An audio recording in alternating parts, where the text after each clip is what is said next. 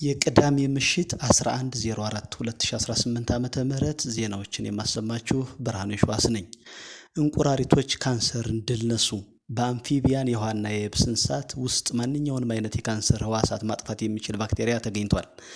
ኢዊንግላ አሜሪካና የተባለው ባክቴሪያ የተገኘው በጃፓን የዛፍ እንቁራሪቶች አንጀት ውስጥ ነው። ይህ ባክቴሪያ በሰውነት ውስጥ በራሱ በመንቀሳቀስ የእጢ ቦታዎችን በመፈለግ ያጠፋቸዋል። ካንሰሩንም ተመልሶ እንዳይከሰት ያደርጋል። በአይጦች ላይ የተደረገ ሙከራ አስገራሚ ውጤት አስገኝቷል። አንድ ጊዜ ብቻ የተሰጠ የዚህ ባክቴሪያ መርፌ በአይጦች ላይ የነበሩትን የካንሰር እጢዎች 100% በስኬት አጥፍቷል። ባክቴሪያዎቹ ለሌሎች የሰውነት ክፍሎች ስለማይጎዱ ደህንነቱ የተጠበቀ እንደሆነ ተገልጿል። እጢዎቹ በ3 ቀናት ውስጥ ጠፍተዋል።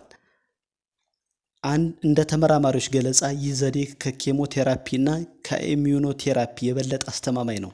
ሳይንቲስቶቹ በአሁኑ ጊዜ በሰዎች ላይ ሙከራ ለማድረግ እየተዘጋጁ ነው። ይህ ሙከራ ከተሳካ በሕክምናው ዘርፍ ትልቅ ለውጥ የሚያመጣ ግኝት ይሆናል ሲል ፊደል ፖስት ዘግቧል።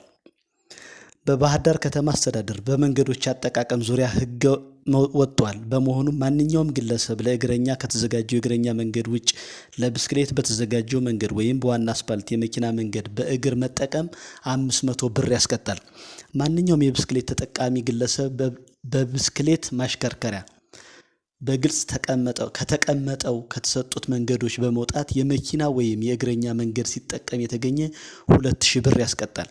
ማንኛውም ሰው ፈሳሽ ቆሻሻን ወደ ጣና ሐይቅና አባይ ወንዝ የለቀቀ 200,000 ብር፣ ወደ ውሃ ማፈሰሻ የለቀቀ 100,000 ብር፣ ወደ ውሃ ማፈሰሻ ቱቦዎች የለቀቀ 50,000 ብር ይቀጣል።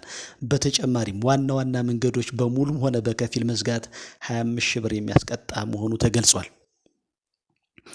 አሜሪካ ድጋፏን ለኢንጂነር ኃይለማርያም ደሳለኝ ሰጠች። የቀድሞ የፌዴሪ ጠቅላይ ሚኒስትር ኢንጂነር ኃይለማርያም ደሳለኝ ቀጣዩ የተባበሩት መንግስታት ድርጅት ዋና ጸሐፊ ለመሆን አፍሪካን ወክሎ እጩ መሆናቸው ይታወሳል። ከአፍሪካ ከግብጽና ከኤርትራ ውጭ ሁሉም ደግፏል። አሜሪካም ቀጣዩ የተባበሩት መንግስታት ድርጅት ዋና ጸሐፊ የአፍሪካው ተወካይ ኢንጂነር ኃይለማርያም ደሳለኝ መሆን አለበት በማለት ድምጿን ሰጥታለች።